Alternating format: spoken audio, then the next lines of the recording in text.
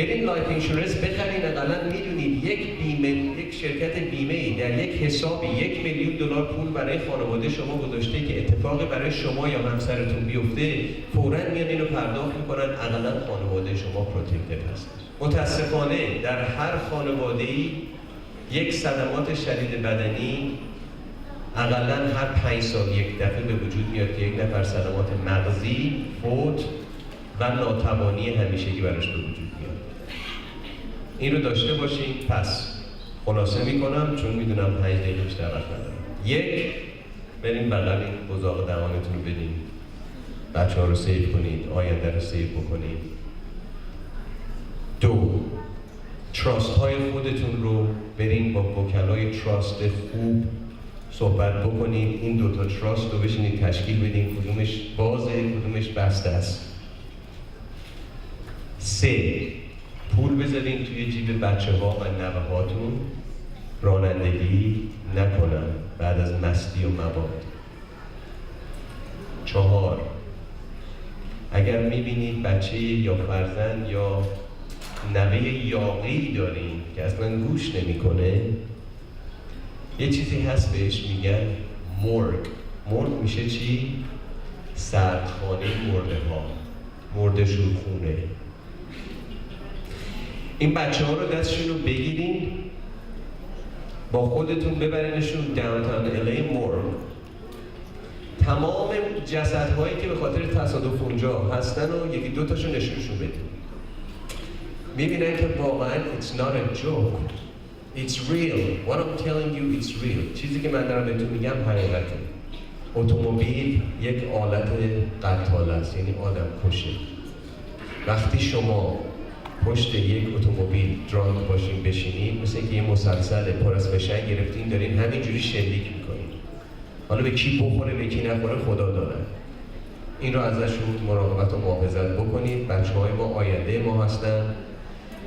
بچه‌هایی هم داریم که الان جامعه ایرانی یکی از قوی‌ترین، محکم‌ترین و واقعاً پیروزترین جوامعی هستن در لس آنجلس و در امریکا. باید واقعاً یک کف برای بچه‌های جدید بزنیم که همشون وکیل و دکتر و مهندس و بیزنسمن‌های بسیار خوب بودن به خاطر خوبی همه شما هستن.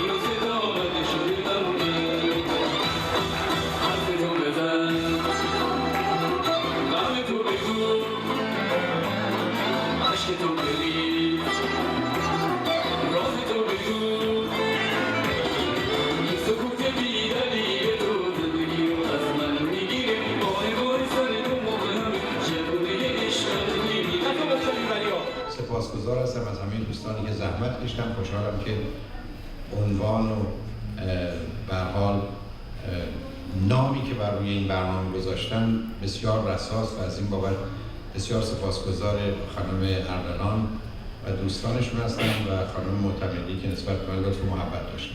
What thus far has been the role of women in business and then in business in society has been structured in such a way that we have moved towards greater equality of opportunity to bring the sexes closer together in the role of business. This, in some ways, is alleviating the symptoms, but not the root cause of what the problem is. And so, from the perspective of the law and legal scholars, the fundamental infrastructure of our legal system itself is very much male-focused and male-dominated. And this manifests itself in a very particular way in the role of business. The role of business, one in which historically men have been the dominant force in this. And so even if we're able to address and give equal opportunity to men and women with business as currently constructed, we're still going to have a very biased system. The analogy we can think of is that we have a game, a field, let's say. And in this field, we have two types of people. Half of the people are very tall and very slow. The other half are very short, but they're very fast, very quick. But those who are setting the rules of the game, the rules have to be written very high up on the wall. So only those who are tall and slow can write the rules. And the rules that they're going to set are going to be such that benefit themselves. They're going to write rules that benefit those who are tall and reaching high points as being the merits of who wins and who loses, and perhaps even penalizing those who move too fast, because those are things that they cannot do. Those are skills that the other 50% are strong in. Our basic fundamental legal infrastructure has these biases. It has these in place. And this manifests itself in the way corporate law and corporations and business in general are structured. How is that structured? It's a very adversarial approach. It's a hierarchical system, and there's some sense of alienation. What is missing is a sense of cooperation, a sense of responsibility for social and greater goods, a sense of togetherness, a sense of care. Those aspects that are currently missing in business can in some ways be rectified by incorporating a more balanced position. And even the language of male versus female, or males losing something to benefit females, that language itself maybe is inherent in a male-dominated view. That perhaps a better way to look at this is a system of balance, a system of harmony, in which if we have greater harmony, if we have greater balance, it not only is benefiting the 50% of people that have been oppressed, it's benefiting the system as a whole. من سرفه نکردم که تو قطع کنی هستی. من سرفه کردم که بذاری من حرف بزنی. معمولاً سرفه های بابای الان باید حرف بزنم، برو کنار. از همه شما ممنونم که در چنین گردهمایی شرکت میکنید. Thank you so much, Bob, to be here. We are very proud for your support to the Persian community. Thank you so much. Barbara, thank you. John, thank you. It is a pleasure to be here with all of you again this year. As mentioned, my name is Bob Blumenfield. I'm your City Council member from the West Valley, Woodland Hills, Tarzana, Reseda, Winnetka, Canoga Park. I was here last year, but I was your assembly member back then. So this is my first year being here as your City Council member. And it is a pleasure, and it is really great to see the spirit of entrepreneurship that is exhibited here by all of you who are out presenting. It's wonderful. The Persian community is so strong here and entrepreneurial. It's such a vibrant part of the fabric of Los Angeles. I have a certificate from Omid Iran TV.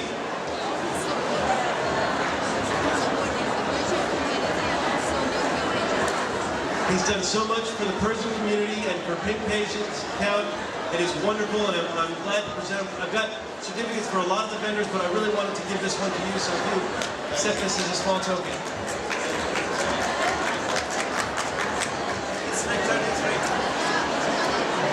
Good afternoon, everyone. Okay, we do better. Good afternoon, everyone. Wow, I have been coming to this event for many, many years, and it has grown unbelievably. Let's give a great round of applause to these two wonderful people and a great council member for what they've done to make this a positive experience for all of you. Great round of applause. This community is something that we value, the diversity of Los Angeles, and the businesses that are represented here, the women that are represented here, are so very, very important. And yes, I'm running for Congress in the 33rd District on the west side in Calabasas, Agoura Hills, other areas, but most importantly, I wanted to be here today to support my friends. They are my friends. They've done such an incredible job, and I'm proud to be here today. Congratulations to you all. Thank you. دستی برای این دو عزیزی که ماهاش برای این برنامه ریزی میکنن تا به این زیبایی بتونن میزبان شما عزیزان هم زبانان باشن. So, any words of wisdom? Oh, we're going to be talking and just saying how wonderful it is, and the spirit of entrepreneurship, Pink Pages, and just the community coming together is inspiring.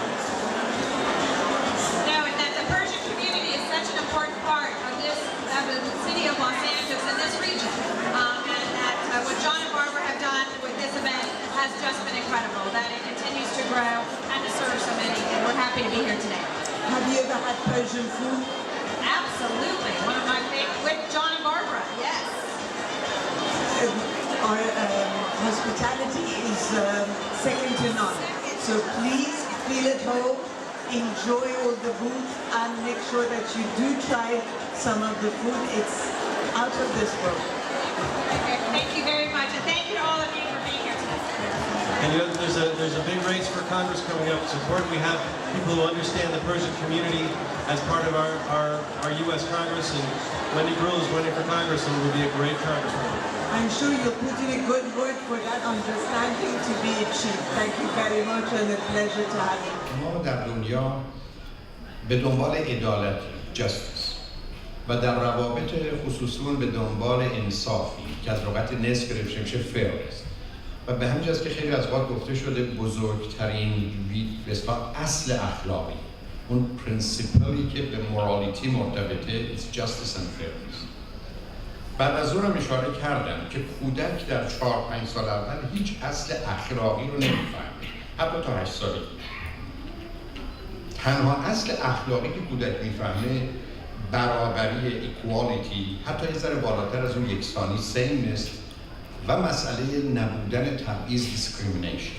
من میگم که بسیاری از ما بیشترین آسیبی که تو کودکی خوردیم اینه که پدر و مادر بین ما و خواهر برادرها فرق می‌گذاشتن یا ما فکر می‌کردیم فرق می‌ذارن. در بیشتر موارد هم نمی‌گذاشتن. حتی برخی از وقت توجه به یک کسی ناشی از ضعیف بودنش مسائل و مشکلاتش بود. که یک در یه خانه شما 5 تا فرزند دارید، یکیشون سخت بیماره، شما این بسا بیشترین نیرو انرژیتون متوجه اون بیماره، ولی اون 4 تای دیگه به این حساب نمی‌ذارن. به این حساب می‌ذارن که اون مهم‌تره، اون رو دوست دارن، ما رو یا من رو دوست ندارن. یعنی اون چیزی که موضوع اصلی و اساسیه در جهان و هنوزم مسئله ماست عدالته. یه نکته دیگه هم می‌دونیم ما در طبیعت یا نیچری زندگی می‌کنیم که اساسش بر ظلمه. یعنی یه حیوان 2/3 حیوانات برای که یه روز زنده باشن باید حیوان دیگر رو بکشن بخورن تا زنده باشن. خب یه همچین دنیای اساسش بر ظلمه. یه همچین دنیایی به این شکل و فرم هست که هرچی رو ساخته ویران. چون مایل هستم توجهتون به اینجا. پس ما در طبیعتی زندگی میکنیم ظالم به معنی تمام کلمه. هرچی رو ساخته ویران میکنه. شما رو درست میکنه به یک جایی میرسونه بعد حالا میکشتون. مریضتون میکنه بعدم از بین میبره. یعنی تحمل هیچ رشدی رو برای همیشه نداره. و به همینجاست که بهش میگن دنیای فانی، یعنی دنیایی که بعدم درش فنا میشه و پایان میده. حالا امید این بوده که انسان به دلیل ویژگی‌های خاصش که حالا هر گونه دلتون می‌خواد میتونید توصیفش کنید، امید این بوده که بتونه عدالت رو برقرار کنه و اگر عدالت و انصاف رو برقرار کرد یه مرحله بالاتر بره و اون مهربونی رو به وجود بیاره.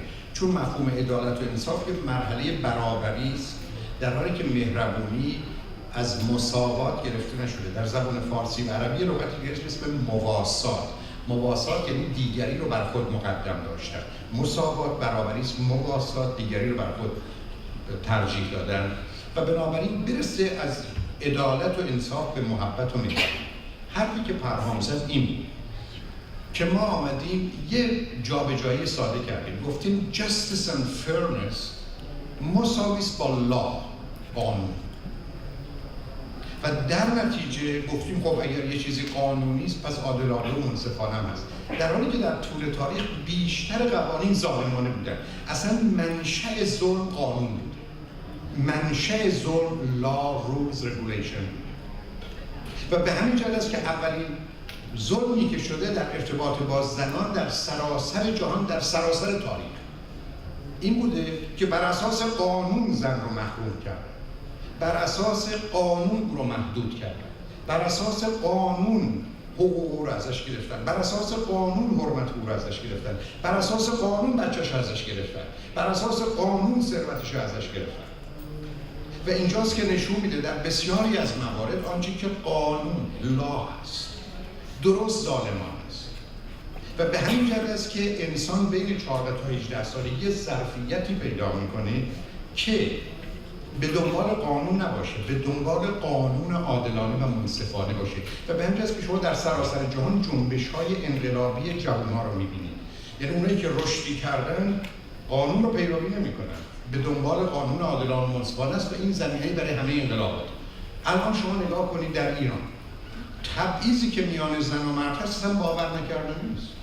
یعنی اصلا حیرت انگیزه که ما بیایم یه انسان رو یه جور دیگه تعریف کنیم که برخی از اوقات حقوقی رو که برای حیوانات قائلیم بیشتر از حقوقی است که برای زنان قائلیم، برای حیوانات. و این فاجعه است و بعدم اینو به بهانه تاریخ و باورها و اعتقادات مذهبی بخوایم به خورد مردم. یعنی اینجاست که من فکر کنم صحبت پرهام این بود که ما یه سیستمی در جهان درست کردیم که بر اساس هیرارکی سلسله مراتب، بر اساس قواعد بازی است، اونگونه که مثلا شما بیاد بگید که هر کس که فارسی بلده بر بقیه گروه‌ها ترجیح داره. بعدم بگید خب ما گفتیم هر کس فارسی بلده، خب شما ایرانی‌ها رو ترجیح دادید گروه‌ها. شما روزی که آمدید قواعد بازی رو به گونه گذاشتید که مردا برندن همیشه، خب تکلیف روشنه که هر مسابقه هم بذارید اونا برنده هستن و نمیتونید بگید خب ما به هر دو فرصت مساوی دادیم، ولی با وجودی که فرصت مساوی دادیم خب اینا استفاده نکردن. موضوع اصلا این نیست. بنابراین اون گفتگویی که در این زمینه مطرح هست این تفاوتی است که ما در ذهنمون بین justice and law and order باید بدونیم. همینجا این نکته کوچیک هم خدمتتون عرض کنم چون برای من مهمه. شما پدر و مادرها برخی از وقت قانون برای خونه وضع می‌کنید، بعدم میگید خب این قانون خونه ماست، فکر نمی‌کنید یعنی این چیز خوب درستیه. نه، در بسیار از وقت ظالمانه است، غلط بد. یعنی اینجا مثلا این قانون خونه ماست یعنی چی؟ که اگر می‌خواید تو این خونه باشی این قواعد خونه ماست. خب شما که تازه اون آدمایی که قانون وضع می‌کنن با دشمنشون چنین می‌کنن. قانون رو وضع می‌کنن برای که دشمن رو بکشن، قانون رو وضع می‌کنن برای که از دشمن نفسش رو بگیرن و اجازه حرکتی بهش ندن. شما که دارید با عزیزترین عزیزانتون که بچه‌هاتون این کارو می‌کنید، شما دیگه اصلا چی می‌گید؟ قانون خونه ماست یعنی چی؟ شما باید ثابت کنید این قانون عادلانه، منصفانه، سازنده و درسته و خوبه و مفیده. ولی به صرفی که این قاعده خونه ماست که شب این موقع بیاد این کارو بکنید، این کارو نکنید، اینجا بیاید اونجا نیاید و این قانون خونه ماست، کارش درست نیست.